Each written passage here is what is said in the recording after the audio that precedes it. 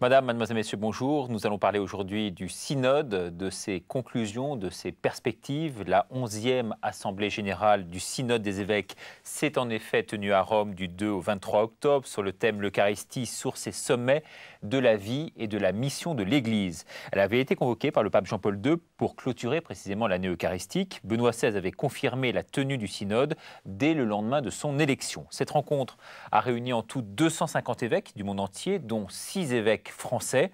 Il s'agit d'une assemblée d'évêques convoquée donc par le pape selon les besoins de l'Église. Alors, quelle a été l'ambiance sur place? Qu'est-ce qu'il en est ressorti? Comment se sont précisément déroulées les séances, les opérations? Invité de ce KTO Magazine spécial synode, Monseigneur Le Gall, évêque de Mende, président de la commission épiscopale de la liturgie et de la pastorale sacramentelle. Monseigneur, vous revenez de Rome où vous avez eu la joie et l'honneur, je dirais, de participer à ce synode. Et à vos côtés, Gérard Leclerc, journaliste, éditorialiste, écrivain, qui a couvert, Gérard, de très nombreux synodes. Tout de suite, les enjeux précisément de ce synode avec ce reportage de Frédéric Jakovlev. Ils sont un peu plus de 250, pour la plupart évêques, mais aussi cardinaux religieux venus du monde entier. Durant 3 semaines, ils se sont réunis à Rome, matin et soir, pour débattre, discuter, proposer.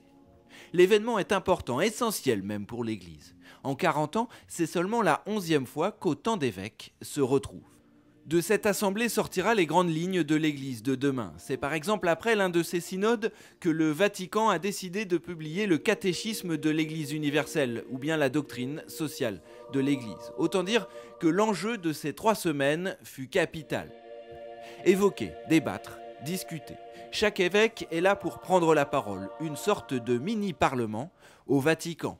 Mais la comparaison avec un système démocratique à la française s'arrêtera là, car les évêques ne se réunissent pas pour contrecarrer un quelconque pouvoir du pape, mais simplement pour faire des propositions.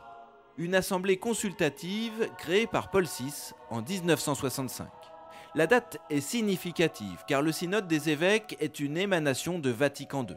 Paul VI avait apprécié la solidarité, la collégialité née de ces discussions autour du Concile Vatican II. Il a donc voulu prolonger l'expérience et surtout se donner les moyens de consulter régulièrement ce qui reste la base de l'Église. Consulter. Car si c'est le pape qui préside le synode, c'est aussi lui qui convoque les évêques et qui décide de retenir telle ou telle proposition. Finalement, le synode ne serait qu'un outil aux mains du pape. Un outil qui lui permet de manifester l'unité de l'Église. Un outil qui lui permet surtout d'avoir un contact régulier avec les évêques, sans passer par la curie. Alors, à l'intérieur de cette institution, qu'en est-il du débat? Longtemps, les évêques se sont plaints. Le document final, présenté par le pape sur la base de leurs propositions, était terne. Surtout, il ne reflétait pas l'audace des discussions. Il fallait réformer le système. Jean-Paul II s'y attelle et c'est Benoît XVI qui met en place les changements. D'abord avec pour la première fois 1 heure de temps libre en fin d'après-midi. Les évêques ont donc pu réagir, rebondir en pleine séance. Ce synode restera donc comme celui où le débat fut véritablement institutionnalisé. Les évêques ont tous apprécié ce signe fort. Deuxième évolution, plus discrète cette fois mais tout aussi signifiante, cette heure d'adoration eucharistique. Silence, recueillement. En ce soir du 17 octobre, nous sommes exactement à 1 semaine du terme de ce 11e synode. Sur les visages des pères synodaux, mais aussi sur celui de Benoît XVI, la fatigue se fait sentir. La fatigue du travail, de la réflexion, de ces longues journées à discuter. En ce soir du lundi 17 octobre, les pères synodaux sont à mi-parcours. Durant 1 heure, ils ont laissé de côté la réflexion, les débats. Peut-être pour prendre du recul, peut-être aussi pour revenir à l'essence même de leur présence ici. Face au Père, une grande hostie disposée dans un ostensoir. Sobriété, silence devant ce qui fut, sans doute, le seul objet de toute cette rencontre. Car l'Eucharistie était le thème central de ce 11e synode. Au cours de ces 3 semaines, plus de 300 interventions ont raconté la manière dont se vit et se célèbre l'Eucharistie à travers le monde. La place des divorcés remariés, la liturgie dans les pays du Sud, la sécularisation de l'Église, l'accès des non-catholiques à la communion, les pères synodaux ont fait 50 propositions au pape. Tous les points sensibles y sont abordés, y compris la question du célibat des prêtres, longtemps tabou au sein de l'Église. Mais de l'aveu de tous, une question a hanté les débats, il s'agit du manque de vocation sacerdotale. Reste aujourd'hui à attendre l'exhortation apostolique dans laquelle Benoît XVI choisira de retenir telle ou telle proposition, une forme de synthèse. Mais on peut d'ores et déjà faire un bilan de ce 11e synode. D'abord, le célibat des prêtres. Il ne sera pas remis en question. Ensuite, l'Eucharistie, elle doit constituer le moteur de toute vie chrétienne. Enfin, Vatican II, c'était une inquiétude pour beaucoup, il n'y aura pas de retour en arrière. La réforme liturgique a été approuvée et ses bénéfices rappelés par tous les participants. Mais la grande nouveauté de ce synode, c'est la richesse du débat. Et c'est sans doute Benoît XVI qui en est un des principaux artisans. De l'avis de tous les témoins, le pape a écouté attentivement, prenant des notes, ne manquant aucune discussion. Une présence attentive, mais discrète. Avec ce synode, Benoît XVI s'impose, donne le ton de ce nouveau pontificat, désormais véritablement commencé. Voilà, retour sur ce plateau avec Monseigneur Le Gall, qui fut l'un des 6 évêques français à participer à ce synode. Donc j'imagine que pour vous, ça a été une joie immense d'y participer.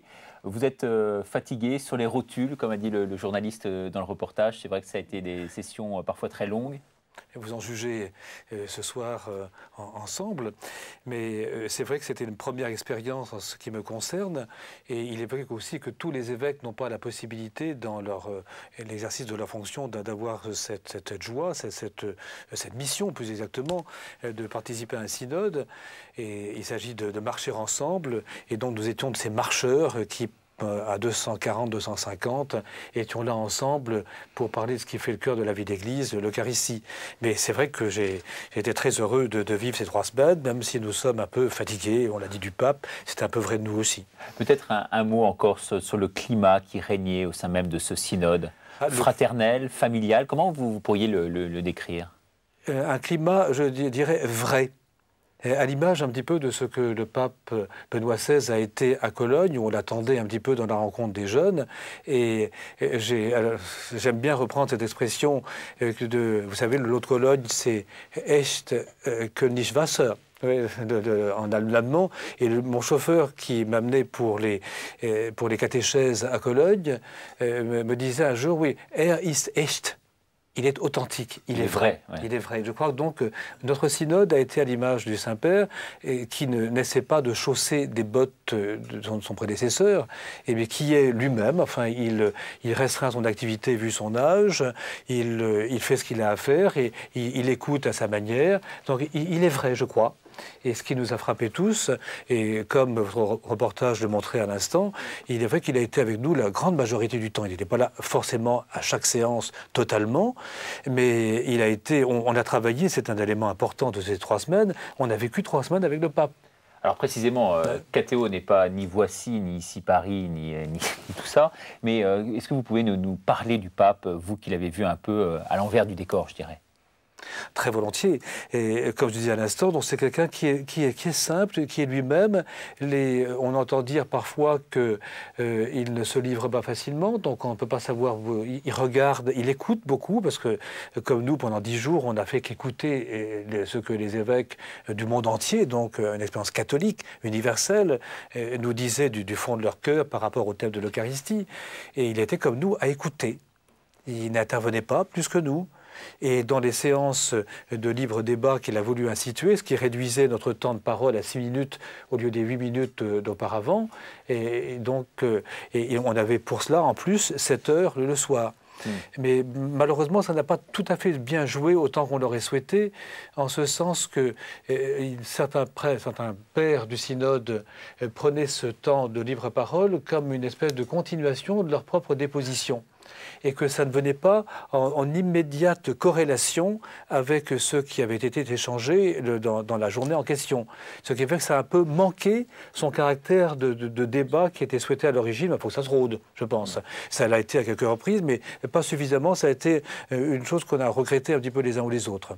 Alors, le synode, en fait, est là pour émettre un avis consultatif, mais qui n'est pas décisif. Ensuite, c'est au pape à prendre en compte donc, les conclusions de ces synodes pour émettre ce qu'on appelle une exhortation apostolique. Et voilà, le pape, comme dans nos diocèses, quand on fait, c'est le cas chez moi en Lozère actuellement, un synode diocésain, l'évêque réunit enfin, des différentes assemblées, différents groupes, et dont la mission est de donner un avis. Mais l'évêque n'est pas tenu à suivre l'avis du synode. Et de même, le pape n'est pas tenu à suivre l'avis des évêques qu'il a convoqués, à moins qu'il ne leur donne de lui-même un rôle délibératif. Mais de soi, ça nous a été rappelé à plusieurs reprises, et c'est comme ça que nous le comprenions d'ailleurs, donc de soi, c'est un organe consultatif. Mais évidemment, le pape ne peut pas ne pas tenir compte d'un ensemble de 250 évêques du monde entier, et qui représentent quand même de manière assez juste la sensibilité, les questions, les problèmes, les joies, etc., et la dynamique de l'Église catholique dans son ensemble. Cela dit, Frédéric Jakovlev, notre journaliste, le rappelait dans le reportage là, que vous avez vu en préambule, certains papes, donc les prédécesseurs de Benoît XVI, sont quand même situés parfois en rupture par rapport à certaines lignes proposées lors des synodes. Là, visiblement, ce ne sera pas le cas, parce que c'est vrai que Benoît XVI se situe davantage dans un esprit de collégialité. Il met l'accent sur ce terme-là. Il a même employé, au lendemain de son élection, l'expression de synodalité, qui voulait jouer le rôle, enfin vraiment jouer à plein, ou laisser jouer à plein la synodalité. Mais je ne suis pas sûr qu'il y ait eu beaucoup, dans les synodes antérieurs, de rupture du pape par rapport aux engagements ou aux propositions des pères synodaux. Mais il s'est situé, on ne sait pas ce qu'il va dire, parce qu'on lui a proposé 50, j'ai ramené ce document qu'on a eu hier à la fin de la messe à Saint-Pierre, après la messe de clôture du synode, on a reçu les propositions, les 50 propositions en italien. Parce que vous savez, il y a eu un petit problème de journaliste, vous pouvez m'excuser, car il était prévu que ces propositions sont secrètes et sont livrées au Saint-Père sans que la presse, ni même les chrétiens, aient accès à cela. Ça reste dans le domaine des documents du synode, mais qui ne sont pas publiés. Or, il y a eu de vos confrères d'Amérique, grâce à l'indiscrétion d'un de nos frères du père synodal, je suppose, il y a eu donc la publication ou la mise à disposition de la première étape de ces propositions. Décidément, on parle beaucoup, là, j'ai l'impression, à Rome. Les langues se délient, parce qu'on sait maintenant comment s'est déroulé le conclave, on sait également comment s'est déroulé le synode. C'est des vrais problèmes qui se posent à nous. Des vrais problèmes. Et je ne sais pas comment vous pouvez nous aider à cela, n'est-ce pas, messieurs, nos frères journalistes. Alors précisément, Gérard Leclerc, vous qui avez assisté à plusieurs synodes dans le passé, est-ce que, justement, le pape suit systématiquement les avis des évêques ? Écoutez, c'est difficile à dire. Si je rassemble mes souvenirs, le pontificat de Jean-Paul II, en ce qui concerne les synodes, a été très marqué par la personnalité d'un prélat belge, Monsieur Scott, qui est décédé il n'y a pas si longtemps, et qui avait établi, je dirais, un cadre extrêmement précis qui encadrait très fort le synode. On a fait beaucoup de reproches à ce cadre, le trouvant trop contraignant, trop étouffant, etc. Il faut bien voir qu'un synode aussi, c'est pas commode à mener, parce qu'il y a une énorme diversité, et je dirais même parfois une hétérogénéité qui correspond à la diversité des situations, des continents, voire des sensibilités. Alors, et en même temps, il y a nécessairement une logique homogène. On va ensemble vers un but commun. C'est le cheminement dont parlait Oui, absolument. Donc, il faut que ce cheminement se fasse. Donc, il faut nécessairement encadrer cette hétérogénéité pour qu'elle arrive à une sorte d'homogénéité. On n'est pas dans le cadre d'une assemblée parlementaire, si vous voulez, qui forcément aboutit à une opposition, enfin, à une fracture, je dirais, majorité-opposition. Dans le cadre d'un synode comme celui d'un concile, nous avons affaire, je dirais, à un processus qui va nécessairement vers le consensus. À Vatican II, il y a eu, de fait, il y a eu une majorité et une minorité qui se sont opposés tout au long du Concile, mais il est manifeste que tous les textes de Vatican II ont été approuvés à la quasi-unanimité. Donc nous avons affaire à un processus très, très singulier qui correspond, je dirais, au génie, à la vocation de l'Église qui doit se reconnaître dans des décisions communes parce que tout cela est fondé sur une communion profonde, sur une communion de foi, et le synode, c'est précisément une démarche commune qui doit arriver à un but.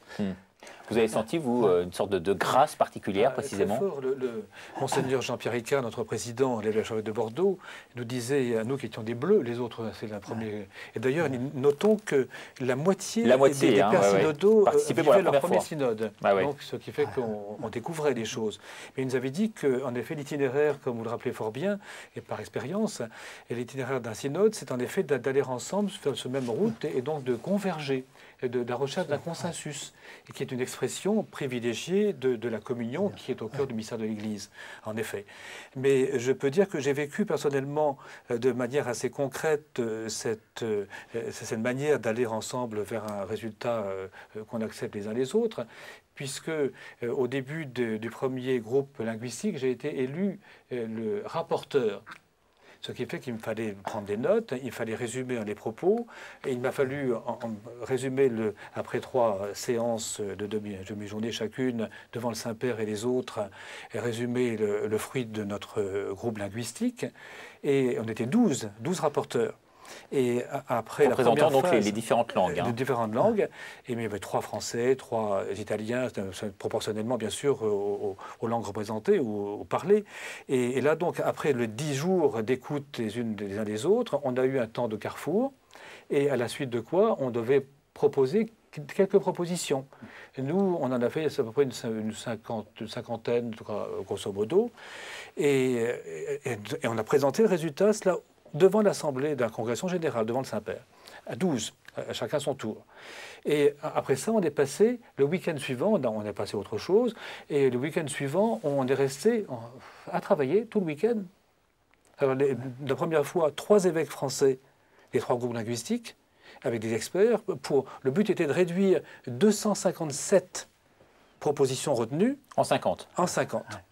Alors, le samedi, on a passé d'un certain nombre, de 257 à un certain nombre. Puis le lendemain, on s'est trouvé encore 4 évêques, parmi les 12 toujours, mais là, chacun d'une langue. Moi, j'étais avec un Italien, un Espagnol, quelqu'un des États-Unis, et moi-même. Avec un seul expert cette fois-là, qui nous aidait, qui était un très bon linguiste, donc ça nous facilitait le travail un petit peu. Coller les affaires, c'est pas évident. Comme toute grande assemblée de ce type-là, je pense comme ça se fait au Parlement, par exemple à côté aussi, mais comme vous disiez très justement, non pas de manière à mettre mal à l'aise quelqu'un, mais rechercher par tout ce qui a pu être dit le consensus. Et une fois que ceci a été fait, on a proposé un élincus, c'est-à-dire un texte unifié des 50 propositions, et qui a été soumis au feu de l'Assemblée. Parce que ces propositions, il faut le dire aux téléspectateurs, hein, ces propositions donc, avaient été au préalable donc, amendées, il y a eu des votes qui sont intervenus. Pas encore, dans l'étape dont je parle à l'instant, ce n'était pas encore amendé. Là, elles ont été présentées comme ensemble de 50 propositions, donc à l'Assemblée. Et qui d'abord est allé en carrefour de nouveau. Et dans les carrefours, on a proposé des modifications à proposer.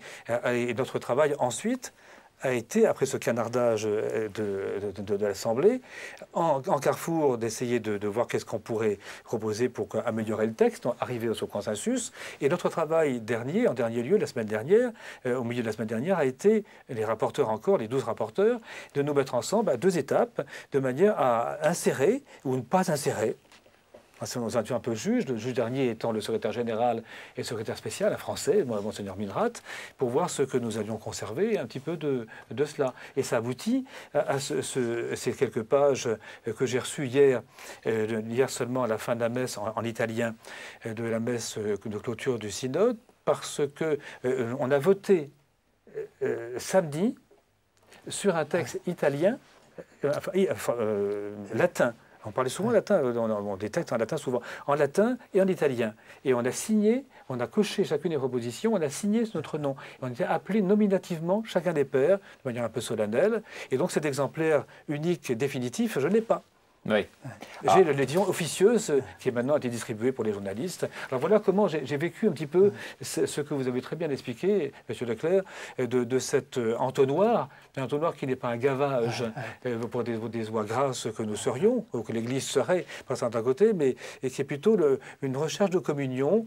Et peut-être avons-nous regretté que le temps ait été un petit peu court pour les groupes linguistiques, et donc pour ce travail que nous avons eu à faire, parce que de 4 semaines, c'était passé à 3. fois. On avait davantage de temps pour une expression qui soit plus soignée ou une meilleure expression du consensus. En tout cas, on attendait, donc nous, en tant que journalistes, vraiment les résultats de ce synode. C'est vrai que c'est Gérard Leclerc, toute la vie de l'Église qui en dépend maintenant dans les années à venir, non?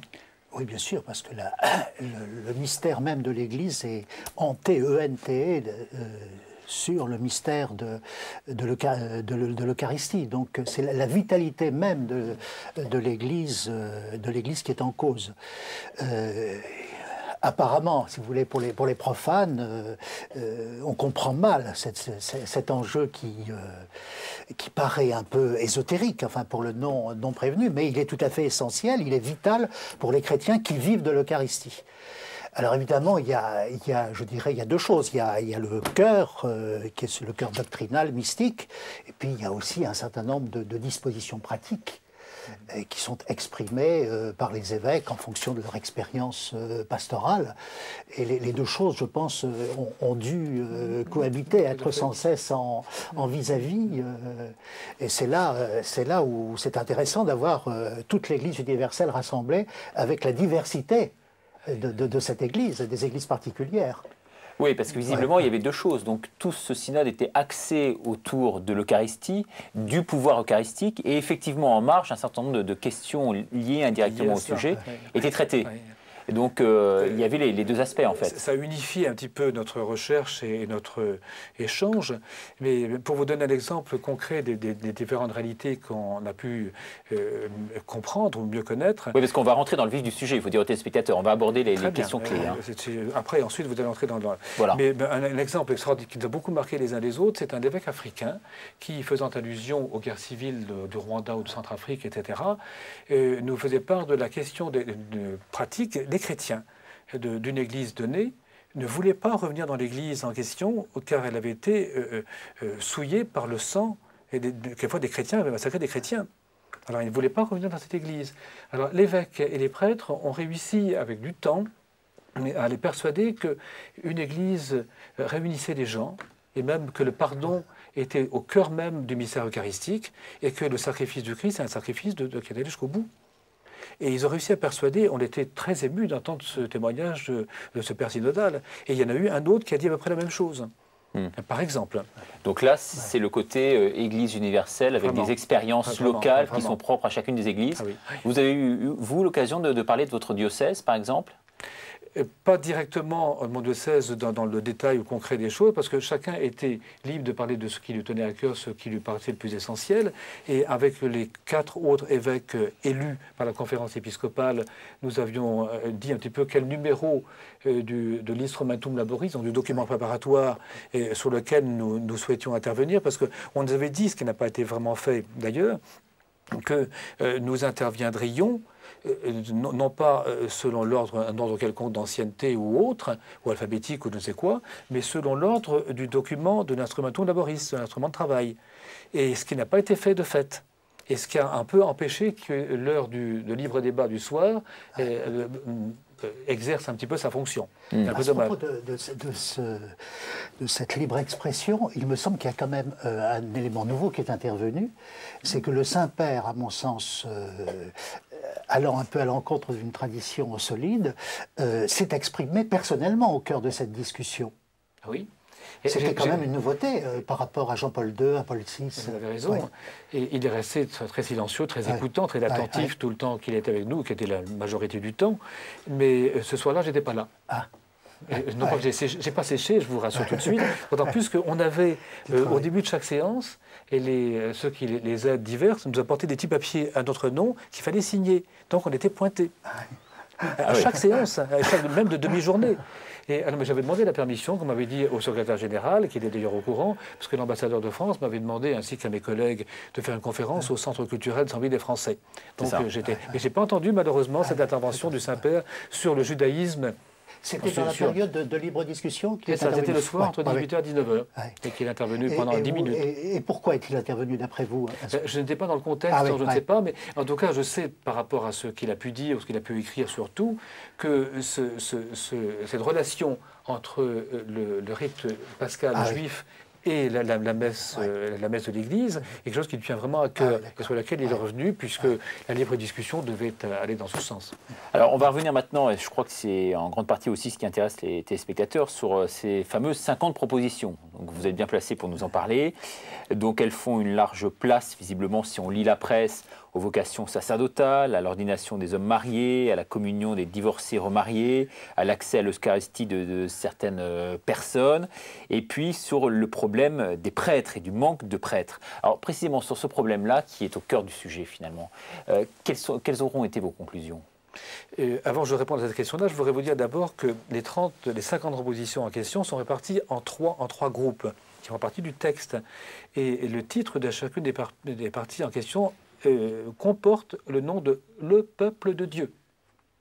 Vous m'entendez bien, le peuple de Dieu. Première partie, le peuple de Dieu a éduqué à l'Eucharistie, qu'il faut éduquer à l'Eucharistie. Deuxième partie, le peuple de Dieu qui célèbre l'Eucharistie, tout son entier. Troisième partie, le peuple de Dieu envoyé en mission à partir de l'Eucharistie. Notez que comment ceci se rattache à l'héritage de Vatican II. Parce que le Lumen Gentium, et donc le second chapitre, après les autres images évoquées du mystère de l'Église, privilégie le terme de peuple de Dieu, et avant même d'aborder dans le troisième chapitre la hiérarchie de l'Église, puis enfin, ensuite les laïcs. Donc j'étais heureux de voir comment nous nous sommes situés dans la grande ligne de Vatican II et qui privilégie, et ceci nous permettra de mieux dire des questions, mieux répondre aux questions que vous posez, Richard. Oui. Et parce que, en effet, c'est le peuple de Dieu dans son entier qui est le sujet de l'alliance, le partenaire de l'alliance par rapport à Dieu, et le ministère ordonné est au service du ministère commun, du sacerdoce commun des baptisés, auquel ils sont aptes par le baptême et par le sacrement de la confirmation. Alors précisément, sur cette première question, la diminution du nombre de prêtres dans de si nombreuses régions du monde. Le manque d'engagement perpétuel est apparu donc visiblement comme un leitmotiv, je dirais, fondamental, portant sur un grand nombre d'aspects de la vie moderne de l'Église.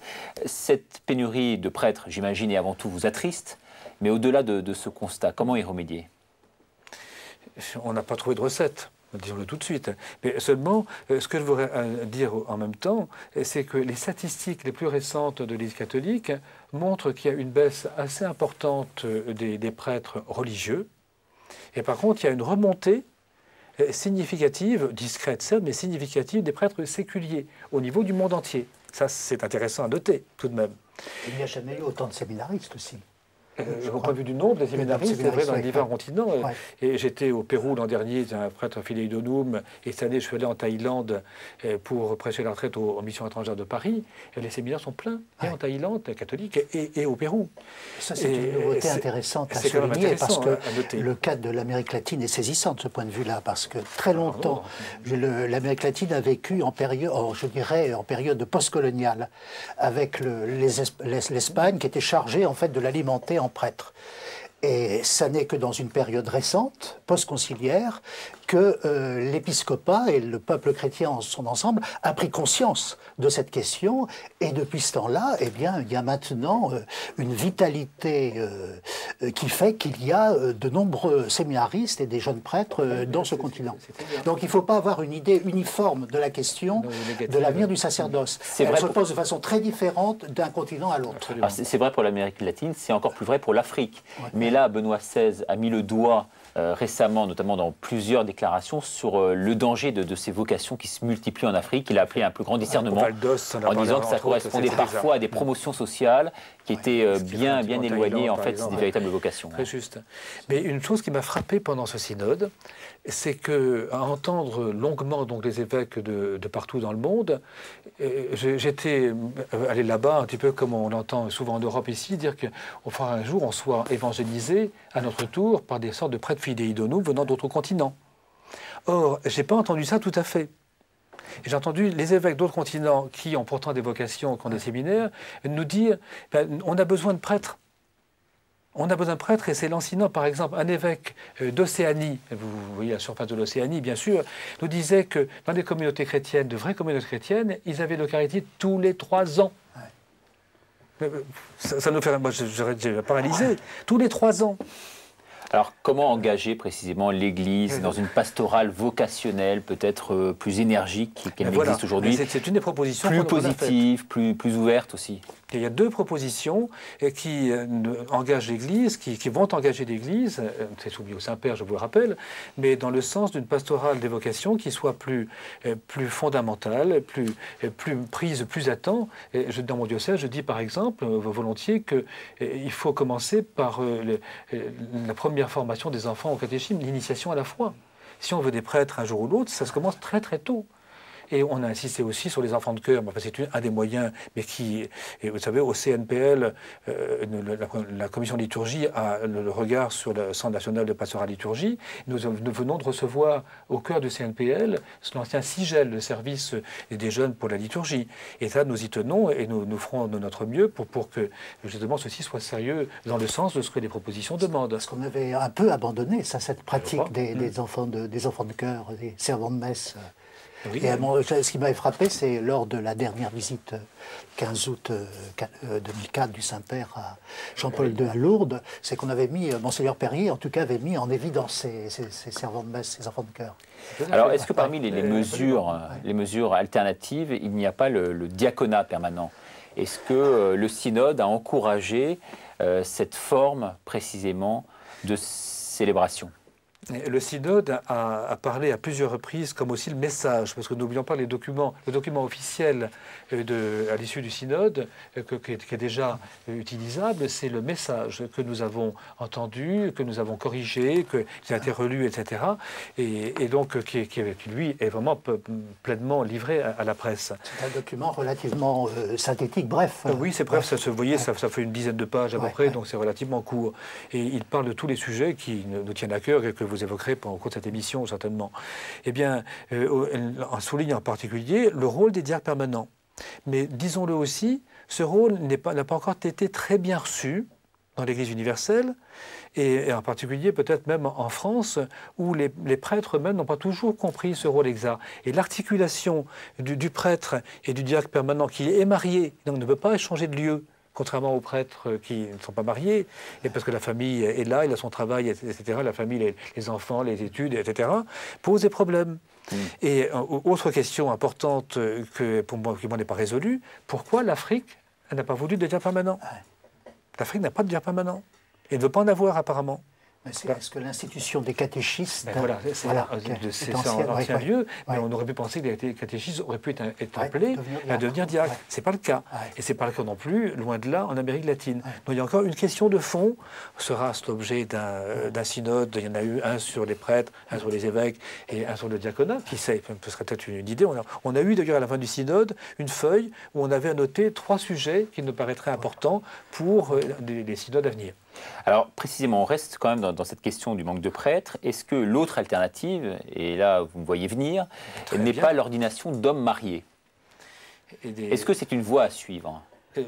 L'alternative qui a été évoquée et qui a été discutée dans un certain nombre de groupes linguistiques est celle de ce qu'on appelle dans notre langage ecclésiastique des viri probati. C'est-à-dire des hommes mariés, en effet, le plus souvent, mais peut-être pas uniquement. Des diocèses, déjà maintenant, s'occupent de ces viri probati non mariés qu'on a commencé à former au sacerdoce. Il y a plusieurs diocèses comme ça en France, au moins. Mais donc, ce sont des personnes mariées, disons-le, pour la plupart, et qui seraient appelées au sacerdoce, mais à un âge, à partir de l'âge de la retraite, ou peu de choses près, comme ça. Et donc, ça a été évoqué. Une des propositions dit qu'il nous est apparu que la possibilité d'ordonner ces viri probati n'est pas un filon qu'il faille suivre. Ah bon? Donc là, les conclusions sont très sévères. Là. De notre côté à nous, le synode. Et pour quelle raison? Et une des raisons, c'est que, certes, ça peut être dans certains cas qui reste toujours envisageable éventuellement pour des hommes non mariés, mais il est plus important de maintenir la discipline ecclésiastique, où ça a valu des discussions dans mon groupe linguistique. Je me rappelle, comme dans l'Assemblée, des pères orientaux, catholiques, nous ont dit comment ils se vivaient dans leurs églises, ce sacerdoce marié. Oui, parce que je pense notamment aux maronites. C'est ce qu'ils ont dit aussi. Je pense aux maronites, par exemple, au Liban, où il y en a un certain nombre. Et visiblement, ça marche quand même, non? Ça marche, mais il y a des avantages, assurément, mais il y a aussi des inconvénients. Alors, ceux que voyant, ceux qu'entendant, l'Église, c'était le synode qui a voté dans ce sens-là, et donc n'a pas souhaité qu'on aille beaucoup plus avant dans cette voie-là. Mon sentiment, c'est que certes, ça aiderait par certains côtés pour un certain nombre de communautés, mais par rapport aux besoins de l'ensemble de l'Église, c'est vraiment très peu de choses. Gérard, autour de cette question essentielle. Oui. Je crois qu'on n'est pas assez attentif en Occident au caractère très, très particulier de ce sacerdoce marié, d'homme marié. Par exemple, les exigences qui tombent sur les épaules d'une épouse de femme mariée, ça n'est jamais envisagé. Et pourtant, c'est un énorme problème qui est vécu parfois douloureusement, même dans les églises d'Orient. Donc, on devrait faire très attention quand on parle de ce problème en Occident, parce qu'on n'en a pas toutes les données. On n'a pas vécu cette tradition. Et par ailleurs, on oublie la structure de l'Église orientale, qu'elle soit catholique ou orthodoxe, qui est fondamentalement de type monastique. N'est-ce pas? Les évêques sont des moines, puisque ils ne sont pas mariés par définition. Donc une structure de l'église monastique n'est pas perceptible en France ou en Occident. Nous n'avons pas vécu dans cette tradition-là. Ah oui. Donc il faut faire très très attention à cette question dont en général on n'expose pas toutes les données. Bien que l'évêque qui est avec vous aujourd'hui était témoin d'avant. Un écart exceptionnel dans l'église latine. Alors autre problème qui a été, je dirais, posé, examiné sous quasiment tous ses angles, c'est la communion accordée aux divorcés remariés. Alors là, qu'est-ce que prône précisément le synode en ce sens? Parce que c'était quand même l'une des grandes questions qui a dû être traitée sur place. Oui, on en a beaucoup parlé dans l'Assemblée et dans les groupes linguistiques et dans la discussion du message et dans la mise au point des propositions. On a retravaillé le texte à plusieurs reprises et là encore, n'intervient pas le scoop que certains espéraient, c'est-à-dire d'élargir un petit peu cette discipline, ce qu'avait peut-être laissé entendre le Saint-Père lui-même dans cet excellent discours qu'il avait eu dans le Val d'Ost pendant ses vacances, où il avait vraiment écouté les questions et n'avait pas parlé de langue de bois. Pas plus que ce qu'il a fait aussi pendant notre synode. Il a vraiment écouté et ce n'était pas son rôle de parler maintenant. Mais je pense qu'il dira, à partir des propositions que nous lui laissons, il dira son avis, il va le mûrir bien évidemment. Mais alors donc par rapport à la sécurité divorciaire mariée, ce à quoi nous engageons les fidèles, ça a été très fort même parfois, c'est qu'il y a une situation objective vis-à-vis de laquelle l'Église n'a pas de pouvoir. Et la loi, c'est la loi de Dieu lui-même, de Jésus. Il dit ce que Dieu a uni, que l'homme ne le sépare pas. Voilà la loi fondamentale de l'unité et de l'indissolubilité du mariage. Et l'Église ne veut pas revenir sur une loi qui n'est pas dans son pouvoir. Par contre, ce que nous avons dit en même temps, c'est que tout en étant ferme par rapport à cela, et ce qui nous invitera aussi, on a eu une réunion à la Convention de doctrine de la foi à ce sujet, et les évêques français, ceci invite à être très prudent par rapport aux célébrations que l'on pourrait permettre ou à laquelle on pourrait consentir et de ceux qui se remarient le jour de leur remariage civil, parce que par définition, il n'y a pas de remariage qui soit sacramentel, et qu'il n'y ait pas de cérémonie qui laisse entendre qu'il s'agit d'un second mariage. Ça, on sera certainement amené à être plus ferme par rapport à cela. Mais par contre, donc, la loi de Dieu, parce que c'est une loi de Dieu lui-même en son Fils, et nous ne pouvons pas y toucher, mais par contre, nous devons aussi être attentifs, ce à quoi les propositions invitent, attentifs aux personnes, et à la situation des personnes, au cheminement des personnes. Et en tout cas, elles sont invitées nommément par une des propositions, par la proposition les concernant, qui est assez longue d'ailleurs, à reconnaître ce que certains arrivent à faire. Il faut du temps pour ça, certainement. C'est-à-dire qu'ils ne sont pas exclus, excommuniés, même si le mot peut porter à confusion, parce qu'ils n'ont pas la communion eucharistique, je me dirais. Mais ils ne sont pas exclus de la communion d'Église, et même nous les invitons à pratiquer leur foi dans la messe et à la communier d'une autre façon. À plusieurs reprises, d'ailleurs, on repris une tradition un peu oubliée dans l'Église depuis quelque temps, la communion spirituelle. Ça peut être en effet évoqué de manière un peu mesquine ou pieusarde, mais une communion spirituelle a du sens. Et là, nous engageons un petit peu donc les divorcés mariés à participer à la vie de leur communauté paroissiale, à y communier d'une autre façon et qui n'est pas pleine assurément, mais en offrant autant qu'ils le peuvent un petit peu ce manque, si on peut dire, à Dieu. Et voilà un petit peu la ligne dans laquelle nous avons situé nos orientations. Parce que ce sont finalement des couples illégitimes, donc aux yeux de l'Église, si je comprends bien, à qui on ferme la porte, parce que vous dites non, niet, mais que vous souhaitez quand même parallèlement un peu accompagner. Ce n'est sûrement pas fermer la porte. Au contraire, on les invite à rentrer dans l'Église, dans la communauté, dans l'Assemblée, et à y prendre leur part. Il y a objectivement quelque chose qui a été cassé. Donc il mérite une attention particulière aux yeux de l'Église. Et quelquefois, nous reconnaissons que ce qui a été rebâti à partir de cette fracture du mariage sacramentel est quelque chose qui est très honorable et qui mérite notre respect, ce que nous devons faire. Mais par contre, l'Église ne peut pas aller jusqu'à consentir. Les orientaux, on en a parlé entre eux. Ils ont par le principe de l'économie. L'économia, c'est le fait de guider la maison, de gouverner la maison. Et ils autorisent un second mariage sacramentel et même un troisième, pas au-delà. Mais c'est ce second ou ce troisième mariage sacramentel dont il expliquait ont un caractère pénitentiel. La mariée n'a plus la couronne sur la tête, et ça ne passait pas en blanc, un caractère pénitentiel. Mais nous, l'Église latine ne veut pas les suivre sur cette possibilité. Une démarche de rachat un peu derrière. Voilà. Ouais. Mais par contre, le cheminement, je connais, et même dans mon diocèse, la pastorale familiale va dans ce sens. À mon étonnement, je tendais un peu le dos quand la responsable est venue m'en parler après une année avec un groupe de divorcés mariés, mais elles avaient redécouvert qu'il y a une autre forme de communion par d'autres manières. Gérard, en écoutant notre évêque, c'est vrai qu'on a l'impression que tout un pan de l'Église, qui nous regarde aujourd'hui même, doit se sentir un peu exclu quand même, malgré tout. Je ne le crois pas, moi, personnellement. Ceci dit, c'est une question extrêmement difficile, pénible. Nous en avons tous l'expérience, ne serait-ce que nous avons tous des amis qui sont dans cette situation. Et de plus en plus. De plus en plus. Mais moi, j'observe, et j'ai le témoignage d'un certain nombre de mes amis qui sont dans cette situation et qui, en fait, reconnaissent la légitimité de ce que dit l'Église. Et d'une certaine façon, c'est une des coordonnées, je dirais, de leur vie spirituelle et de leur progrès spirituel.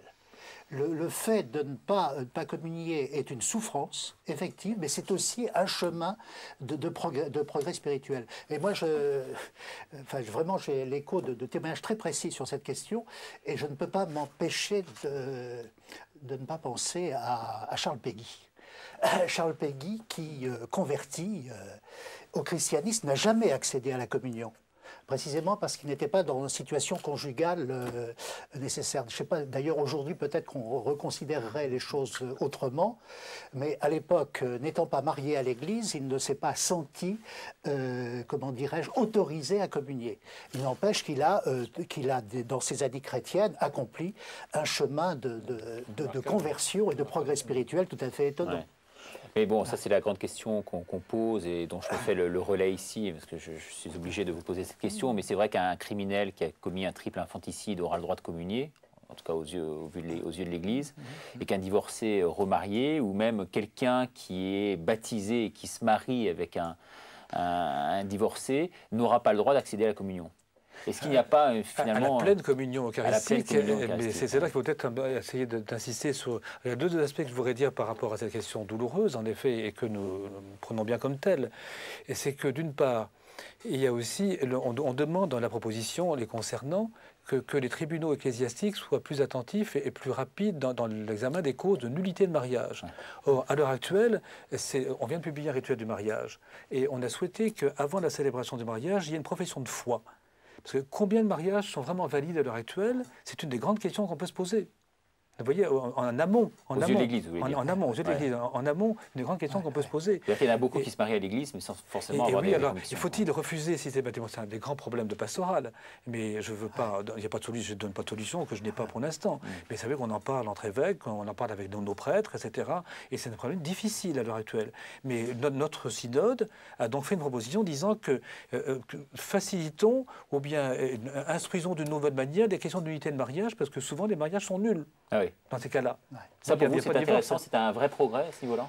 Ça me semble intéressant. C'est un sérieux problème. Moi, je vous avoue que j'ai dû témoigner à plusieurs reprises à l'officialité pour des amis qui avaient introduit une procédure, etc. Donc, je vois 2 cas où d'ailleurs ça a abouti. Incontestablement, il y a aujourd'hui dans la vie actuelle des situations objectives où il n'y a pas cette question de... ça se pose. Donc que les évêques soient attentifs à cette question, je ne peux que m'en féliciter. Ceci dit, il n'y a plus que Caroline de Monaco qui bénéficiera de ce droit, en fait. Ce droit est ouvert, en fait, à tout le monde. Absolument. Oui, mais déjà, ce n'est pas elle seulement il y a de très nombreux cas qui, forcément, par définition, sont discrets. Mais l'Église reconnaît cela. Et je dis encore une autre chose positive par rapport à cette question de divorcés mariés, sur laquelle nous avons insisté par ailleurs, c'est l'importance dans nos célébrations de la parole de Dieu. Dans sa magnifique dernière lettre apostolique sur « Reste avec nous Seigneur » pour l'année de l'Eucharistie qui vient de se clore hier, parce que je reviens juste de Rome comme vous savez, et bien le pape marquait de manière extrêmement précise, il y a 2 tables et leur équilibre, la table de la parole de Dieu et la table proprement eucharistique. Et la messe est faite de ces 2 éléments-là. Or, à l'heure actuelle, nous allons manquer beaucoup de prêtres, nous allons être amenés à proposer aux fidèles, pour que les communautés vivent ce qu'elles ont à vivre là où elles sont, et qu'elles ne font pas toujours aller à une messe commune, une célébration de la parole, et certains évêques interdisent même qu'il y ait distribution de l'Eucharistie. Alors là, moi je ne veux pas jusque-là. Et les évêques, on ne peut pas au niveau de l'Église aller jusque-là, parce que ceux qui ont le prêtre, ceux qui ont une messe tous les 3 ans, comment leur interdire la communion pendant tout ce laps de temps? C'est pas possible. Donc c'est à voir. Mais le danger chez nous, en Europe, serait, si se multipliait trop, ce qui n'est pas tout à fait le cas pour l'instant, les célébrations de la parole avec l'Eucharistie, c'est qu'on y voit des ersatz et qu'on perd le sens de ce qui est le nœud et le cœur de l'Eucharistie, qui est le sacrifice eucharistique. C'est-à-dire le don d'amour jusqu'au bout du Seigneur pour l'amour de son Père et pour l'amour pour nous. Et voilà l'Eucharistie dans son nœud. Et l'adoration eucharistique ne peut qu'y conduire, ou y ramener, ou reconduire, ou en sortir. Alors toujours repartir du sacrifice du Christ. Alors, les divorcés mariés, pour des raisons objectives qui sont les leurs, participent à ce sacrifice et ont une communion, en tout cas la parole de Dieu, et pour laquelle ils se mobilisent parfois. Là, voilà des aspects positifs qu'il faut mettre en valeur, ce qu'on a fait dans les premiers numéros de nos propositions. J'ajouterais bien quelque chose, je ne sais pas si Monseigneur Le Gall adhérera à mon propos, mais un jour, le président François Mitterrand a eu un propos qui a provoqué de vifs débats. Il a parlé de la force injuste de la loi. Moi, je crois que la loi, évidemment, il s'agissait du droit civil. Bon, il arrive que la loi puisse paraître injuste. Il n'empêche que la loi est nécessaire. La loi, le droit, ça n'est pas forcément l'équité. Le droit concerne, je dirais, la généralité. L'équité concerne la situation particulière d'une personne. Et il est possible même qu'une loi de l'Église, si importante que celle-là, blesse gravement des personnes, et parfois je dirais injustement, parce qu'il y a des processus de vie, etc., impossibles, on ne peut pas juger les personnes. Donc la loi n'est pas toujours l'équité. D'où l'importance quand même de bien recentrer les choses et de montrer que derrière la loi, il y a quelque chose de vital, de fondamental, qui peut aider même les gens qui se considèrent dans une situation injuste. Oui, tout à fait. Et on l'a dit, c'est justement cette articulation difficile entre une loi divine, proprement dite, énoncée par Jésus, le Christ, le Fils de Dieu lui-même, et qui revenait sur des dispositions antérieures de la mosaïque, et puis ensuite l'action pastorale qui écoute, qui accompagne, mais ce qui ne veut pas dire que facilement on dit que n'ayez pas peur, allez-y gaiement, etc. Donc ce ne serait pas juste non plus. Est-ce que ce n'est pas non plus augmenter le clivage qu'il peut y avoir entre l'Église d'un côté et puis la société de l'autre? Ça, c'est une autre question qu'on peut se poser. C'est une vraie question, parce que une question qui est liée à celle que vous énoncez maintenant, c'est le fait que comment prendre en compte, pour des vocations au sacerdoce, etc., une certaine fragilité psychologique ou une non-intelligence, aucune vraiment intelligence de ce que c'est la durée dans un engagement. À l'heure actuelle, c'est une vraie question en Occident. Alors, la dernière question qu'on peut peut-être aborder, il nous reste 4 minutes, mais malheureusement, ce n'est pas beaucoup de temps pour ça, c'est la réforme liturgique promue par le Concile Vatican II. Vous êtes bien placé pour en parler, puisque vous êtes responsable de ce domaine. Et puis j'ajouterais aussi, religieux bénédictin. Voilà, en plus. Merci. Alors, nous devons, c'est vrai, rénover notre processus d'évangélisation, de célébration et de pastorale. Nous devons vraiment suivre à la lettre le principe de Vatican II à ce niveau-là. Ce n'est pas la minutie. L'Église n'a jamais demandé qu'on célèbre au centimètre ou au millimètre. Certains milieux peut-être le souhaiteraient, mais nous ne sommes pas allés du tout dans ce sens. Un des éléments très positifs, à mon sens, de ce synode, ça vient dès le 2e numéro. Et le mot, on a repris le mot du concile instauratio, qui n'est pas traduit en français, c'est parce qu'on traduit réforme liturgique. C'est instauratio, c'est l'instauration. Ce n'est pas la restauration, qui est un mot délicat politiquement. Ce n'est pas la réforme, qui théologiquement est un mot pour l'homme aussi. On n'a pas d'autre mot en français. Alors, mais unanimement, les pères ont marqué leur attachement à la réforme liturgique. C'est-à-dire qu'il y a des abus, certes, mais on a surtout dit qu'elle n'est pas connue. Elle n'est pas connue pour ses possibilités, suffisamment. Et donc, on va faire un travail, ce que fait notre commission de liturgie.